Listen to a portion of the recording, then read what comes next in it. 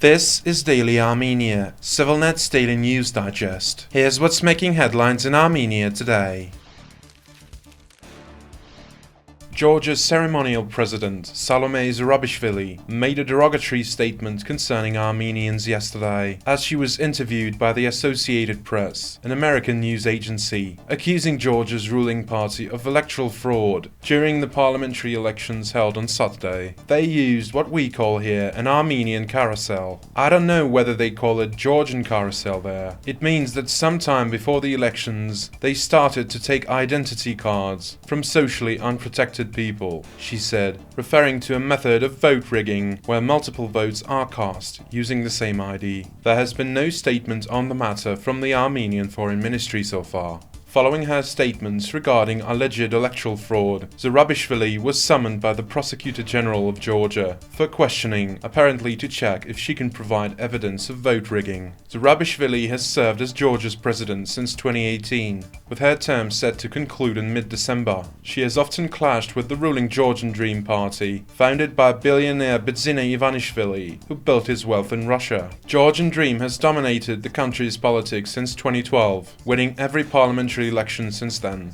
though Ivanishvili's party maintains power in a country where Russia controls the breakaway regions of Abkhazia and South Ossetia. Georgian Dream is perceived as leaning towards Moscow and adopting policies that distance Georgia from the European Union. Zourabichvili has publicly pushed back against this alignment, advocating for closer ties with the EU. She declared that she would not recognize the outcome of the parliamentary election held on Saturday that saw Georgian Dream get roughly 55% of the popular vote. Same as Zourabichvili, the leaders of Georgia's opposition accused the ruling party of vote rigging and announced they would boycott the parliament and reject their mandates, effectively excluding all opposition parties from legislative proceedings.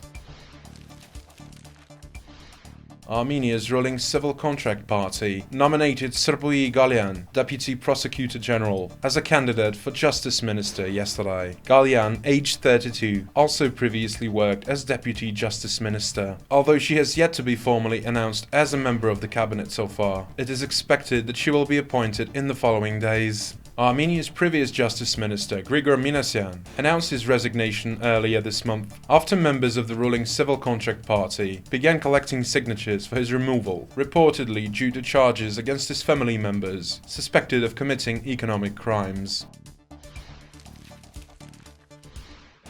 Armenia's Prime Minister's office will see funding cuts next year, Finance Minister Vahe Hovhannisyan announced during parliamentary discussions of the state budget. Current expenditures will decrease by 4% compared to 2024, Hovhannisyan said during a joint parliamentary committee meeting. Similar reductions have been planned for the President's office and the National Assembly. The new financial plan is currently being reviewed by parliamentary committees.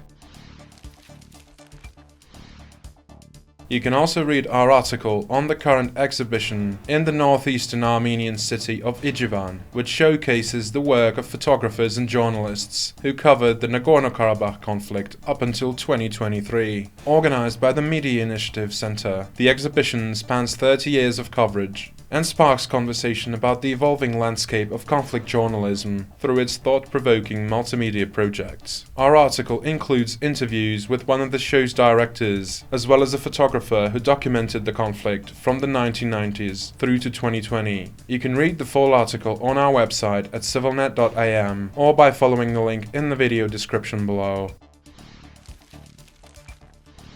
And as always, please follow CivilNet for the latest news and independent reporting from our contributors on the ground here in Armenia.